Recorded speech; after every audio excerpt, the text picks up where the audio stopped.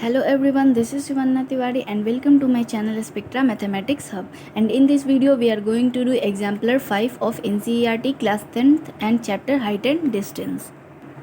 तो आपका ये जो क्वेश्चन है इसमें कहता है कि हमारे पास एक स्टैंडिंग टावर है, ठीक है ना। ये हमारे पास मान लेते हैं कि ए बी जो है हमारा टावर है। ये ए बी टावर का जब शैडो बनता है सन के एल्टीट्यूड कब होने पे, जब 30 डिग्री होने पे। सन का जब एल्टीट्यूड 30 डिग्री होता है तब ये 40 मीटर ज़्यादा का शैडो बनाता है। मतलब जब ये हमारा सन का एल्टीट्यूड 60 डिग्री पे था तब ये जो है हम मान लेते हैं कि वो x मीटर का हाइट था, हमारा जो शैडो है उसका लेंथ जो है हमारा x मीटर का था। कब? जब सन का एल्टीट्यूड 60 डिग्री पे था। और वही आपको कंपैरिजन करके बता रहा है कि वही जब सन का एल्टीट्यूड मतलब सन जो है जब 30 डिग्री पे सन के साथ एंगल ऑफ एलिवेशन बनता है शैडो का, जब 30 डिग्री का बनता है तब जो है पहले 60 डिग्री पे x मीटर था और अब जो है 40 मीटर ज़्यादा हो गया है। यानी कि यहाँ से जब उसका शैडो बनेगा उसके फुट से ही बनेगा शैडो, तो फुट से यहाँ तक का जो शैडो बनेगा उसमें x तो इंक्लूडेड होगा ही, बल्कि अब जो है 40 मीटर ज़्यादा हो गया।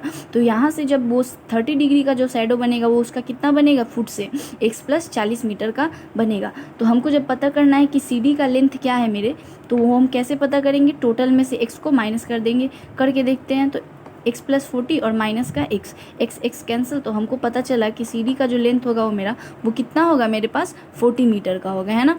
तो ये हमको पता चल गया। अब हमको बताना क्या है इस क्वेश्चन में, तो हमको जो है बेसिकली ये बताना है कि find the height of the tower. हमको जो है AB का हाइट बताना है, ठीक है ना। तो अब जो है आपको इस प्रकार से सोचना होगा कि AB हाइट जब हमको लाना है तो AB हाइट लाने के लिए आप एक बार इस ट्रायंगल में चलेंगे, ठीक है।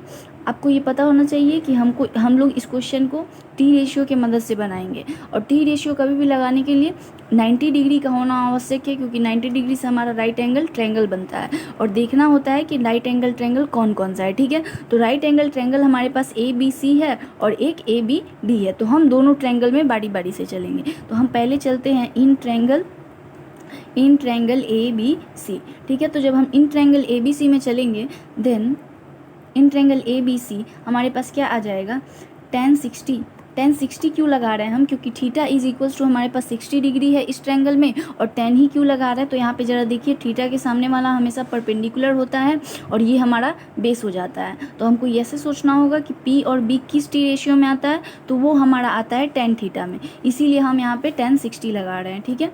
तो यहाँ पे tan 60 जब करिएगा तो आपके पास आ जाएगा h अपॉन में x, ठीक है ना। और tan 60 का वैल्यू आपके पास होता है √3। तो यहाँ पे जब h का वैल्यू, अच्छा देखिए यहाँ पे ऐसे सोचना होगा कि अब हम किसको इधर इक्वल टू में मल्टीप्लाई करें, नहीं सॉरी, हम किसके टर्म में अपने इक्वेशन को, इस इक्वेशन को लाएं, h के टर्म में लाएं या x के टर्म में लाएं। तो इसके लिए एक अच्छा सा ट्रिक है, हमको जिसको निकालना रहता है उसके टर्म में लाना होता है आंसर, ठीक है।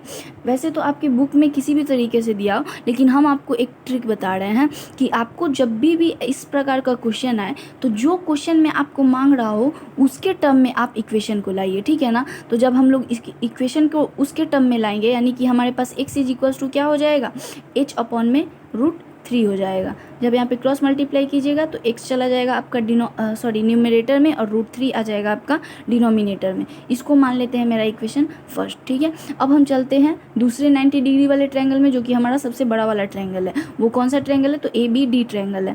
तो अब जब हम यहाँ पे आएंगे इन ट्रायंगल ABD में भी हम tan थीटा ही लगाएंगे। क्यों? क्योंकि हमारे थीटा के सामने वाला परपेंडिकुलर होता है और ये हमारा बेस होता है। हमको इसी से मतलब है क्योंकि हमको h ही निकालना है, ठीक है। और यहाँ पे हमको बेस के वैल्यू 40 मीटर और x है, ठीक है। तो यहाँ पे जब हम लगाएंगे tan 30 क्यों लगा रहे हैं, क्योंकि यहाँ पे इस ट्रायंगल में मेरा थीटा इक्वल्स टू 30 है। तो tan 30 जब हम लगाएंगे तो मेरे पास वैल्यू आ जाएगा AB अपॉन में BD, ठीक है, AB अपॉन में BD। और tan 30 का वैल्यू क्या होता है, तो 1 अपॉन में √3। तो AB को AB ही रहने देते हैं हम, और BD को देखिए ज़रा क्या लिख सकते हैं, CD प्लस BC लिख सकते हैं। और CD हमारा कितना है, 40 मीटर है, और BC हमारा x है। तो ये हमारे पास हो जाएगा x प्लस 40 मीटर, ठीक है। और इक्वल्स टू में 1 अपॉन √3। और AB हमारा क्या, हम AB को क्या लेट किए थे, let AB is equals to h। तो यहाँ पे h हो जाएगा। जब इसको क्रॉस मल्टीप्लाई कीजिएगा आप तो यहाँ पे AB इक्वल्स टू क्या आ जाएगा, इसको आप इधर क्रॉस मल्टीप्लाई कीजिए तो आपके पास x प्लस 40 और अपॉन में √3। ठीक है, अब फिर इसी इक्वेशन को भी इसी प्रकार से कीजिए। मैंने आपको बताया था कि इक्वेशन को जो है इस प्रकार से बनाना है कि जो आंसर लाना है उसके टर्म में आए इक्वेशन। ठीक है ना, तो हमको उसके टर्म में लाने के लिए फिर क्या करना होगा, तो यहाँ पे देख सकते हैं आप, एक सेकेंड, यहाँ पे हमको पीछे इक्वेशन क्या मिला है कि h is equals to x plus 40, h is equals to x plus 40 upon में √3। ठीक है, ये हमारा इक्वेशन है। ठीक है, क्योंकि हमने ऐसा क्यों किया, क्योंकि ये तो मेरा इक्वेशन है। अब हमको करना क्या है, तो अब हमको ये करना है कि हमको h के टर्म में इक्वेशन को लाना है। तो जब यहाँ पे क्रॉस मल्टीप्लाई कीजिए तो √3h और x प्लस में 40, तो यहाँ पे जब फिर से आप इसको कीजिएगा तो x इक्वल टू में आपका क्या आ जाएगा, √3h माइनस का 40। अब आपको क्या करना है, ये मेरा सेकेंड इक्वेशन है और मेरा फर्स्ट इक्वेशन था, तो आप क्या करना है, आप हमको जो है फर्स्ट और सेकेंड इक्वेशन से क्या मिल जाएगा, h by √3 is equals to √3h minus 40। वो कैसे मिलेगा, क्योंकि आपका फर्स्ट इक्वेशन में क्या था, हमने फर्स्ट इक्वेशन को भी h के टर्म में ही निकाला था। क्या निकाला था कि x is equals to h by √3, और सेकेंड इक्वेशन को भी हम h के टर्म में क्या निकाले हैं हम लोगों ने, तो हम लोगों ने निकाला है कि √3h माइनस का 40। तो अब जो है हमारा फर्स्ट और सेकेंड इक्वेशन में LHS इक्वल था, क्या था, x था, और तो हम लोगों ने क्या किया कि RHS को भी इक्वल दिखा दिया। तो देखिए ज़रा यहाँ पे जब मेरा h आ गया ना, और ये h क्या है जो हमको निकालना था, ये AB है। तो जब हम जिसके टर्म में लाते हैं ना आंसर जो हमको निकालना होता है, तो जब हम इक्वल करते हैं तो वो दोनों मेरा एक साथ आ जाता है और वैल्यू निकालना बहुत ही ईजी हो जाता है। तो अब यहाँ पे आप ईजी कैलकुलेशन कर सकते हैं, h अपॉन में √3, और ये जब इसको इधर ट्रांसफ़र कीजिए तो √3h और इक्वल टू का माइनस का 40। ठीक है, अब यहाँ पे जब इसको आप सॉल्व कीजिए तो आपका यहाँ पे आएगा डिनोमिनेटर में √3h माइनस का 3h इक्वल्स टू माइनस का 40। ठीक है, यहाँ पे आपके पास आ जाएगा -2h अपॉन में √3 इक्वल टू में माइनस का 40। ठीक है, अब उधर जब आप इसको क्रॉस मल्टीप्लाई कीजिएगा -2h, तो ये आ जाएगा -40 √3।